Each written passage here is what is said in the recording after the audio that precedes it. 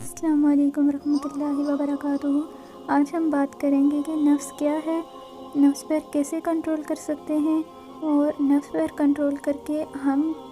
زندگی کو کیسے سکون میں لا سکتے ہیں۔ سب سے پہلے تو ہم بات کریں گے کہ نفس ہے کیا۔ نفس ہمارے اندر وہ خواہشات ہیں جو ہمیں مجبور کرتی ہیں کہ یہ چیز کریں، اور ہم وہ چیز کرتے ہیں۔ نفس جیسے ہمیں خواہش پیدا ہوتی ہے کہ ہم یہ چیز دیکھیں، ہم اس سوشل میڈیا پہ ایکسیس کریں، اور ہم کرتے جاتے ہیں، ہم مانتے جاتے ہیں وہ بات۔ یہ ہمارا نفس ہم سے کرواتا ہے۔ ہمارا نفس دنیاوی لذتوں کا عادی ہو چکا ہے۔ جس کام میں ہمارے نفس کو لذت ملتی ہے نا، اس کی طرف دوڑتا ہے، جس کے نتیجے میں یہ نفس انسان کے دل میں خواہشات کے تقاضے پیدا کرتا رہتا ہے۔ اب ایک انسان ہے نا، وہ اگر اپنے نفس کی ہی ماننا شروع کر دے اور اپنے نفس کو بے لگام چھوڑ دے، اس کی ہر بات مانی جائے اور لذت کے حصول میں جو بھی تقاضا پیدا ہو اس پر عمل کرتا جائے، اس کے نتیجے میں پھر جو انسان ہوتا ہے وہ انسان نہیں رہتا، بلکہ وہ جانور بن جاتا ہے۔ جو ہمارا اور آپ کا نفس ہے نا، یہ وہ قوت ہے جو انسان کو کوئی بھی کام کرنے کے لیے ابھارتی ہے۔ یہ جو ہمارا نفس ہے یہ لذتوں کا عادی ہے، لہٰذا جس کام میں اس کو ظاہری لذت اور مزہ آنے لگتا ہے نا، تو اس کی طرف یہ دوڑنے لگتا ہے اور ایسے کاموں کی طرف انسان کو مائل کرتا ہے اور اسے کہتا ہے کہ یہ کام کر، تجھے اس کام میں مزہ آئے گا، یہ کام کر، تجھے اس کام میں لذت حاصل ہوگی۔ لہٰذا یہ نفس انسان کے تقاضے پیدا کرتا رہتا ہے۔ اب اگر انسان اپنے نفس کو یوں ہی بے لگام چھوڑ دے گا اور اس کے پیچھے بھاگتا رہے گا، جو نفس کہے گا وہ اس پر عمل کرتا رہے گا، تو انسان پھر انسان نہیں رہے گا۔ انسان کو اللہ نے اشرف المخلوقات بنا کے بھیجا ہے، اس لیے کہ انسان کو اللہ نے شعور بخشا ہے، اور اس لیے کہ انسان اپنی عقل سے کام لے اور اپنے نفس کے پیچھے نہ بھاگے، بلکہ اسے اس چیز کا علم دیا گیا ہے کہ کیا تمہارے لیے اچھا ہے اور کیا تمہارے لیے برا ہے۔ اس لیے جو انسان اپنے نفس کے پیچھے بھاگتا ہے، اس میں اور ایک جانور میں کوئی بھی فرق نہیں رہ جاتا۔ جو نفسانی خواہشات ہماری ہوتی ہیں نا، اگر ان کی ہم پیروی کرنے لگتے ہیں، ان کے پیچھے چلتے لگتے ہیں اور اس کی باتوں کو ماننے لگتے ہیں، تو پھر کسی حد پر جا کر قرار نہیں آئے گا۔ انسان کا نفس کبھی یہ نہیں کہے گا کہ اب ساری خواہشات پوری ہو گئی ہیں، اب مجھے کچھ نہیں چاہیے۔ یہ کبھی زندگی بھر نہیں ہوگا، کیونکہ ہمارا نفس اگر ہم ایک چیز کریں گے وہ ہمیں دوسری چیز پہ لگائے گا، ہم دوسری چیز کریں گے وہ ہمیں تیسری چیز پہ لگائے گا۔ لیکن جو نفس ہے وہ کبھی بھی انسان کو آرام و سکون سے نہیں بیٹھنے دے گا، اور اسی کے ذریعے کبھی وہ انسان کو سکون نصیب نہیں ہوگا۔ یہ قاعدہ ہے کہ اگر کوئی شخص یہ چاہے کہ میں نفس کے ہر تقاضے پر عمل کرتا جاؤں اور ہر خواہش پورا کرتا جاؤں، تو پھر انسان کبھی بھی سکون میں نہیں رہ سکتا۔ اس لیے اس کے بعد بھی یہ دوسرے کی طرف ہمیں مائل کرنے لگتا ہے۔ ایک ہم نے حرام کام کیا، یہ ہمیں دوسرے کی طرف لگائے گا، دوسرا ہم نے کیا، یہ ہمیں تیسرے کی طرف لگائے گا۔ لیکن ہمارا نفس یہ کبھی بھی نہیں ہمیں سکون سے بیٹھنے دیتا کہ بس یہ چیز ہو گئی ہے، مجھے یہاں تک سکون مل چکا ہے، اب میں اور چیزیں نہیں کروں گا، بلکہ ہمارے دل میں یہ زیادہ کی خواہشیں ڈالنا شروع ہو جاتا ہے۔ جن اقوام کو ہم لوگ ترقی یافتہ کہتے ہیں کہ یہ ترقی یافتہ اقوام ہیں، انہوں نے یہی کہا ہے کہ انسان کی پرائیویٹ زندگی میں کوئی دخل اندازی نہ کرے، جس کی مرض میں جو کچھ آ رہا ہے وہ اس کو کرنے دے، اور جو شخص کو جس کام میں مزہ آ رہا ہے نا وہ کرے، نہ اس کا ہاتھ روکو، نہ اس پر کوئی پابندی لگاؤ، نہ اس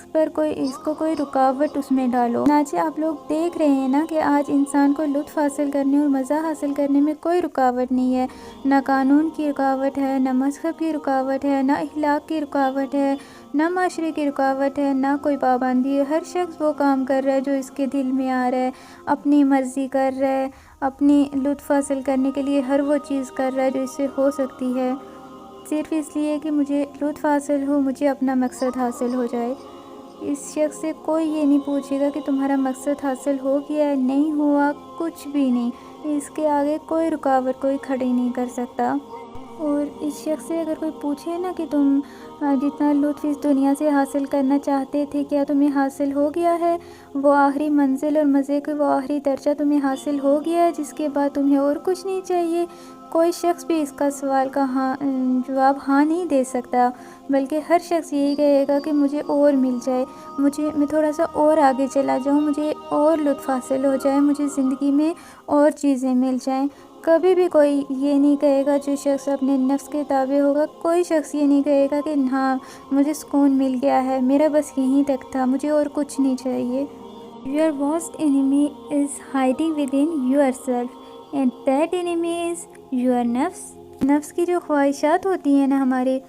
جو طرح طرح کی ہمیں خواہشات پیدا ہوتی ہیں ہمارے دل میں، یہ ایک ایسی بیماری کی طرح ہوتی ہے کہ انسان کو بھوک لگتی رہتی ہے، جو دل چاہے کھا لے، جتنا چاہے کھا لے، مگر بھوک نہیں مٹتی۔ اسی طرح ایک بیماری ہوتی ہے جس میں انسان کو پیاس لگتی رہتی ہے، گھڑے کے گھڑے پیتے جائے گا، وہ کنویں بھی ختم کر دے گا مگر اس کی پیاس نہیں بجھتی۔ یہی حالات جو ہیں نا وہ انسان کی خواہشات کے بھی ہیں، اگر ان کو قابو نہ کیا جائے، ان پر کنٹرول نہیں کریں گے ہم لوگ، جب تک ان کو اخلاق کے بندھن میں، ہم مذہب کے بندھن میں نہیں باندھا جائے گا، اس وقت تک اس کو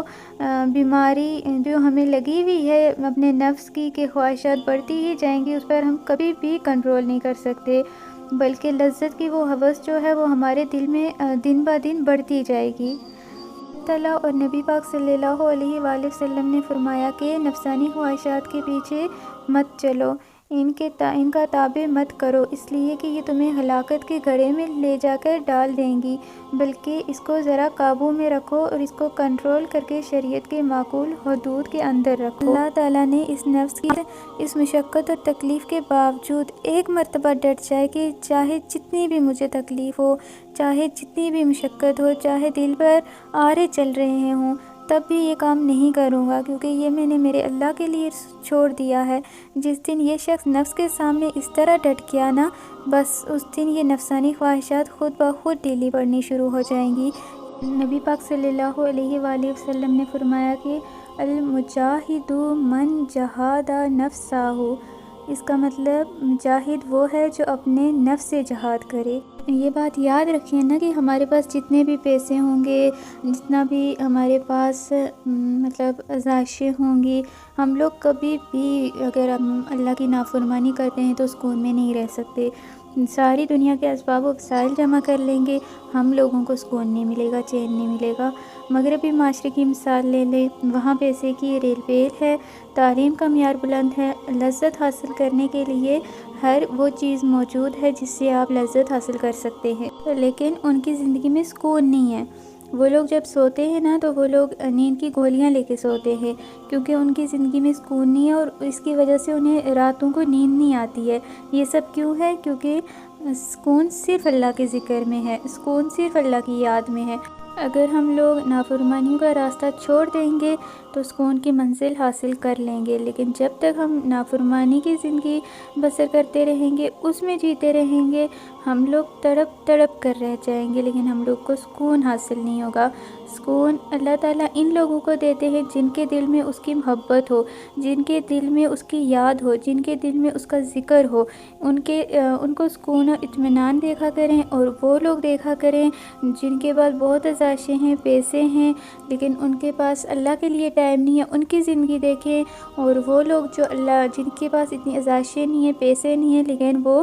اللہ کو یاد کرتے ہیں، اس کی عبادت کرتے ہیں، ان دونوں کی زندگی کو اگر ہم کمپیئر کریں نا تو اس شخص کی زندگی میں زیادہ سکون ہوگا جو اللہ کی یاد میں مگن رہتا ہے، اور اللہ کا وعدہ تو کبھی بھی جھوٹا نہیں ہو سکتا۔ آرزوئے ہوں ہوں یا حسرت پامال ہوں، اب تو اس دل کو بنانا ہے تیرے قابل مجھے۔ اور یہ بات یاد رکھیں کہ سکون صرف اللہ کے ذکر میں۔ اللہ پاک مجھے اور آپ کو نفسانی خواہشات سے دور رکھیں، اور اسلام کے راستے پر جو اللہ تعالیٰ نے جس پر ہمیں چلنے کا حکم دیا ہے اس پر چلنے کی ہمیں توفیق عطا فرمائیں، آمین۔